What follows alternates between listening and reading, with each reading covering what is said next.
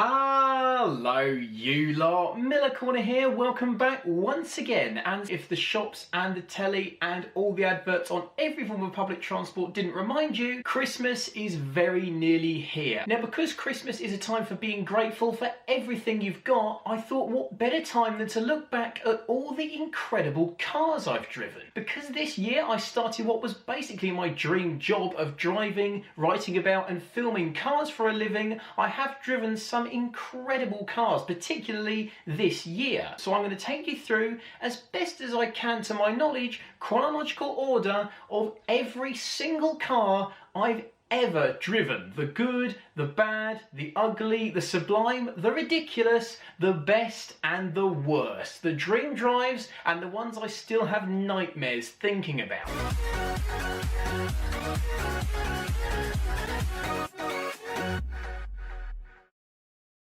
Now you might imagine that the first car I'd ever driven was either my Fiat Seicento Sporting or the car that I used at my driving school. But neither was actually the case, because as a bit of background, when I was 10 I finished primary school. As a kind of well done for finishing primary school thing, my parents got me one of those high-speed supercar passenger rides in a Ferrari 360, and in fact that is part of the reason why that is my dream car. It was my first exposure to a supercar. I adored it, it was wonderful. A few years on, when I was 15 I think, my parents actually bought me one of those young driver experience things, and that means that at 15 years old the first car I ever drove was a Ferrari F430 Spider. You couldn't make it up, that really was the first car that I got in this side of a go-kart, and I was actually completely in control of what it was doing. Up to about 45 miles an hour, because that's probably all their insurance covered and certainly all the instructor would let me go up to. An E-gear Ferrari F430 Spider was the first car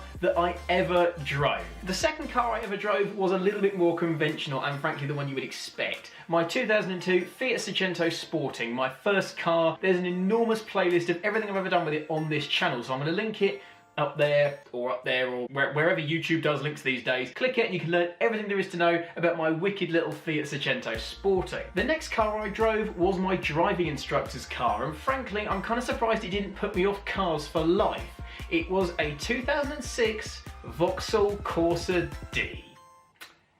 Yeah, we'll move swiftly on from that one to my driving instructor's other car, because while the Corsa was off being repaired, no surprises there, he actually got a driving school car loaned to him that I did a few kind of practice lessons in. It was a Mark 7 Ford Fiesta 1 litre EcoBoost automatic. It was laggy as hell because it's a 1 litre 3-pot turbo, and it was nothing, absolutely everything, and the speed doubled. I can tell you the Mark 7 Fiesta is a fun car to drive. It's got a brilliant chassis, it steers really well. I've got to rate them even in that slightly odd configuration. Next up was my mum's car, in fact, because I got some temporary insurance on it to kind of practice driving with a bigger car. My mum's Mark II Renault Scenic 1.6. We had it as a family car for 10 odd years, lovely old thing. It just had character. It was like the family dog. After that, I was actually doing some work for Global, the company that owns Capital and Heart Radio, amongst others. Their company cars were, first of all, a Mark II Ford Galaxy Diesel.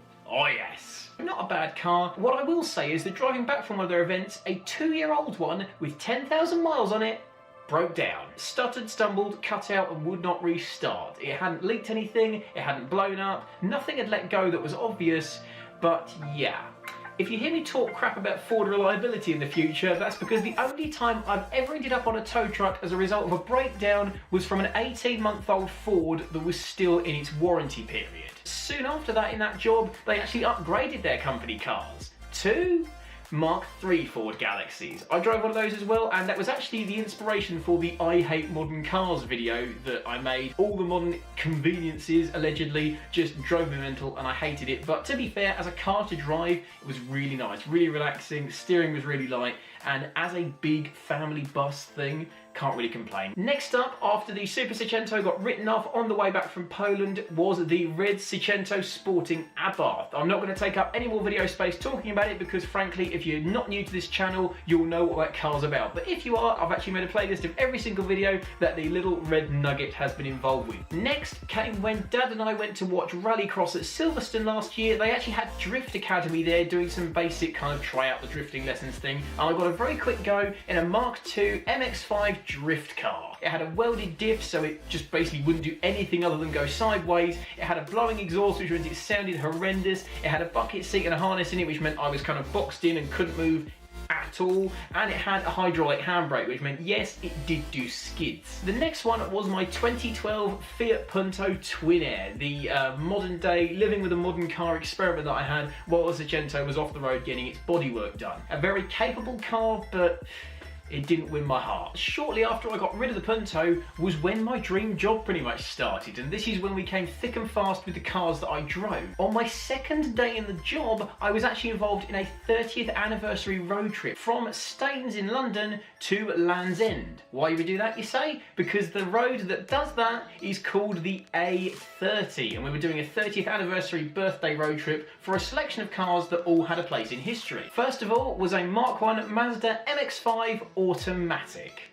Underwhelming, unfortunately. It wasn't anywhere near as lively as it should have been, even if you discount the auto. It felt almost too secure and too planted. It didn't feel as kind of tossable and flickable as I was hoping it would. Sorry to the people who like them, but it was just a little bit bland for me. It certainly didn't win me over. Next up was a Mark I Land Rover Discovery, the 3.5 litre V8 with a manual gearbox, which, yes, in case you're wondering, is indeed an odd combination. I get what it was supposed to be doing, kind of make a more refined family car than a Defender, but less money than a Range Rover, but it felt rather more like the former than the latter. It didn't handle very well, it didn't stop very well. The steering, you could do this much with it before you actually changed direction at all. It was noisy, it was slow, it was thirsty, it felt huge and cumbersome. No.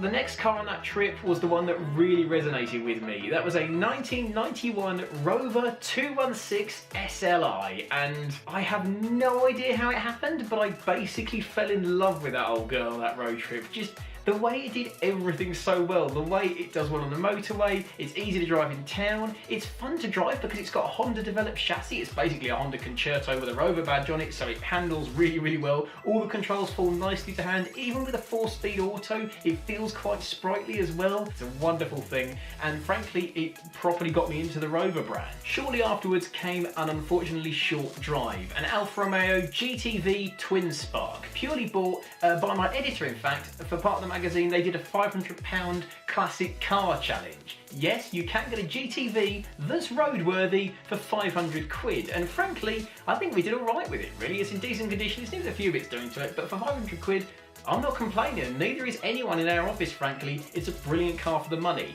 I drove it half a mile to the co-op and back, so all I can tell you is the driving position is pretty terrible. Next came my mate's Triumph Stag, and oh, that was a lovely car. It looks the business, it sounds the business, it actually handles surprisingly well, it's quite comfortable, it goes reasonably well. Oh, the Stag. Such a good car, arguably one of Leyland's high watermarks. The next car I drove belonged to the same guy that owns the Stag, and that was a Mark I Citroën Xantia 1.9D. Completely conventional, apart from the fact it's got Citroën's wonderful hydro pneumatic suspension. I love that thing, it's so relaxing to drive. With the 1.9D, it's so slow that all you have to do is sit back, hold the steering wheel with 2 fingers of each hand, leave your foot hard down, and you just relax and you get comfortable in these wonderful big armchairs, and yeah, that wonderful car, the Xantia. That's one of my favourite cars. The next car of his I drove is the one which until quite recently was the worst car I'd ever driven. A Rover 827 Sterling. It's slow, it's thirsty, it's ponderous, it's not that comfortable, it's appallingly made, it looks ungainly at best in Mark II guise. It's cramped as hell for a car of its size, and I would liken it to driving a boat on choppy seas. There's that kind of sense of, oh, where are we going now? I don't know, it's going to decide. Next is a proper high watermark, because as part of another magazine feature, I got to drive one of my dream cars, a Citroën ID, which is basically the lower spec version of the legendary DS, a car that has long been a dream car for me. We borrowed one from Citroën themselves, just wonderful. It was everything I could have hoped for and more. It was relaxing, it was soothing, it was just the most beautiful classic experience. For me, that's what classic cars are all about, just relaxing and enjoying. They don't make cars like that anymore, and frankly the world is worse off for it. That's still a high watermark. in my automotive life. And frankly, if I were to die tomorrow, knowing that I'd driven one of those, I would die a happy man. I'm gonna have one of those one day, you wait. Next came a low point, surprisingly. A Jaguar XE with a manual gearbox. I'll keep it short and sweet. Cramped, poor quality, twitchy as hell to drive, the manual gearbox doesn't suit it at all, the power delivery is peaky as hell, and quite apart from the rather stunning looks, I can't see any reason why you choose the XE over any of its rivals. Next came a Jaguar Mark II 3.8 litre from JLR Classic, and yeah, that was quite nice. For a 60-year-old saloon car, it felt far better than it had any right to. Next was perhaps the car I'd crown as the biggest surprise on this list, a Mark III Volkswagen Golf GTI. I kind of subscribe to the whole theory on the Mark III GTI. It was a low point, they're boring, they're dull, they're not exciting to drive, they're blunt, they're pig heavy, they're terrible. They're not. It still feels tight, it still feels good, it handles really well, it's easy to drive quickly, the engine is nice and chunky, there's plenty to talk to it, even with only the 8-valve version. I kind of like the way they look as well, and it's not the best car in the world by any stretch, but as a car that doesn't deserve its reputation, it's pretty much at the top of the list. The next one was an interesting one. It was a Xantia Activa. Basically, it's a Xantia with electronically adjusted roll bars. What it's got is a computer that senses the angle of lean and props the car up. The idea being, it's a Xantia that corners with zero body roll. It's famous for biting back if you take liberties with it, but if you just let it do its thing, Xantia Activa, incredible car. The Citroen love keeps on coming, I'm afraid, because the next car I drove was a Citroen 2CV. And frankly, I get what Ian from Hubnut is all about with those things, because it's the most fun that 29 horsepower has ever been. Wicked, brilliant, and 3 up, it was almost on its door handles going around corners. I want one. The 2CV is brilliant. Speaking of Mr. Hubnut, next up I drove his Daewoo Matiz 0.8, better known as Myrtle the Matiz. I've done a full video on it, so you'll know in depth what I think of it in that video, but in short, epic fun and seriously underrated little car. Next up, I drove a colleague's Ford Focus Mark 1 1.8 gear. Frankly, this was one that I expected to be good. The Mark 1 Focus has long been complimented as the best family car, perhaps even the best car of 1998. And frankly, I get why. It does everything brilliantly. It looks good, it drives well, it's practical, they're cheap to buy, they're cheap to run. It's genuinely brilliant. Next, it was time to jump into a Ford, and after one of my previous Ford experiences ended with me on a tow truck, you can understand why I was apprehensive. Particularly because the vehicle in question used the exact same engine that the Galaxy that broke down was using, and that is a Mark 8 Ford Transit. It was brilliant. It's really comfortable, it's nicely refined, it's got a nice amount of kit that hopefully won't break, and it drives like a big car. The Mark 8 Transit is brilliant. Next up was a Renault 21 GTS, the Symphony Special Edition. The only one left in the UK, in fact. Lovely thing. Love the way it looks, love the way it drives, comfortable, surprisingly nippy for what it was, and still feels solid over 35 years on. Brilliant car. Next, a pair of 50s roadsters. First up, a dream drive for me, the Alfa Romeo Giulietta Spider. It drives exactly like you hope it would. It flows really nicely from bend to bend. It's got a fair amount of pep when you want it to have, considering how little power it's actually got. It looks the business, and frankly it drives far more modern than the 1957 car it is. Wonderful thing, and again, a real highlight, driving that on a sunny summer's afternoon with the roof down. I can't think of a single car I'd rather have been driving. It was brilliant. On the same day, I drove an MGA Roadster. Exciting, yes. Refined? No. Next, we went for something rather more modern, the Subaru Impreza 2000 Turbo, and I adored it. It's so fast, it grips so well, the turning is brilliant. I cannot get over how fast that thing can take a corner. It's epic. Next, a very brief drive in a Mini 30th. Not bad, but frankly, they're not as good as their price would suggest. Saab 900 Turbo Convertible, a car I've wanted to drive for years, and I get what all the fuss is about. It takes some time to become accustomed to the car's quirks, like the weird gear change and the fact the key goes down there and the fact you've got to lock it in reverse. It feels quite cumbersome at low speeds, and at high speeds, the scuttle shake, my god. But that said, you can do both. You can cruise and relax at 55 miles an hour, or you can roll onto that 2 litre, let the torque pull you along, and because the one I drove had a slight blow in the exhaust, it sounded epic as well. I spent a weekend with that car, drove it in the sun with the roof down, and loved it. Next, another underdog, a Jaguar X-Type 2 litre diesel. Manual gearbox, full minicab spec, and it was a courtesy car for a garage, which meant it had done 150,000 miles and lived a very, very hard life. But it's brilliant. Everyone goes on about, oh, there's just a Mondeo. Why is that such a bad thing? The Mondeo is a brilliant car, and so too is the X-Type. I drove very briefly a modern day 2001 Mini Cooper. I get the hype, they're brilliant. Next came a Jaguar XJR, the X300 generation. Goes like hell, handles well, it's comfortable, refined, and it's got more than a hint of menace about it. Next up, a quirky entry, the Morgan Plus 4, and it was really, really nice. Very cramped, and you do have to manhandle it because there's no power steering, and the gear change, you've got to be really definite with it.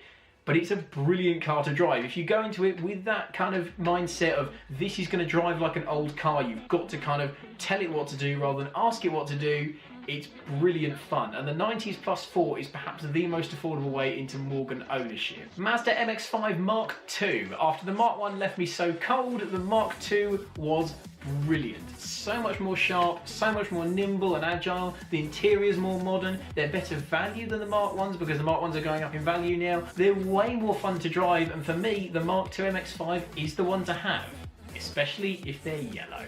Mercedes 190e 2.6. An old Merc in every sense of the word.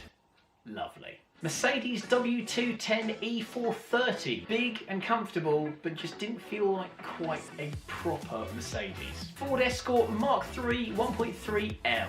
Surprisingly charming vehicle actually, really good fun with almost no power at all, good fun to chuck about, feels lightweight, and compared to Mark I and Mark II Escorts, the Mark III is very much unloved on the classic market. Toyota MR2 Mark III. Great value for money, looks great, no space at all. Good fun to drive, but that said, the front does get very light. It feels a little bit disconcerting the harder you push on, and frankly, if you do want to drive spiritedly, I'd go for the MX-5 Mark II. It feels more consistent and it's more exciting but not unnerving more of the time. Next up, my mum's current car. You will have seen this in the background of various videos, a Renault Scenic Mark II 2 litre Fiji edition. Really nice, actually, drives really tight, handles really well for what it is, it doesn't feel top heavy, it actually feels quite sporty, dare I say it, for what is ultimately a people carrier. More recently, I also drove a Renault Captur with a 0.9 litre 3-cylinder engine, about 4 horsepower, and no redeeming features. Worst car I've ever driven by a considerable margin. Second to last, and perhaps one of my favourites, a Honda CRX 1.6i 16. What a wicked fun little car. It's sharp, it's exciting, it's fizzy, you have to wring it to neck, but that's no bad thing because when you do, the smiles per gallon are almost unmatched. I'm not joking, it rivals the Seicento for fun factor. I love driving that thing, and one day I've got to have a Honda. It's just got to happen. Which brings us to the present day, and the most recent car I've driven on a Mercedes press day, the A35 AMG Saloon. I like the way it looks, I like the interior, hugely fast and hugely capable. It was sticking like glue to a wet, greasy, damp, cold winter road, but I couldn't love it. Modern car in no character, shocker. So there you have it then, that is every single car I have ever driven and a brief impression on what each and every one of them was like. It's been an incredible year starting my dream job and getting the opportunity to drive so many weird, wonderful, wacky, brilliant, quirky, surprising and terrible cars, and frankly, I wouldn't change it for the world. What I want to know is, what is your car driving history? What was your favourite? What was your least favourite? What was the one that surprised you? And what was the one you want another go at? Stay tuned for the final video of 2019, a Super Seicento special where the car gets perhaps its biggest transformation yet. That's all I'm going to say. But stay tuned, everyone. Thanks for watching. Catch you soon, and have a good one.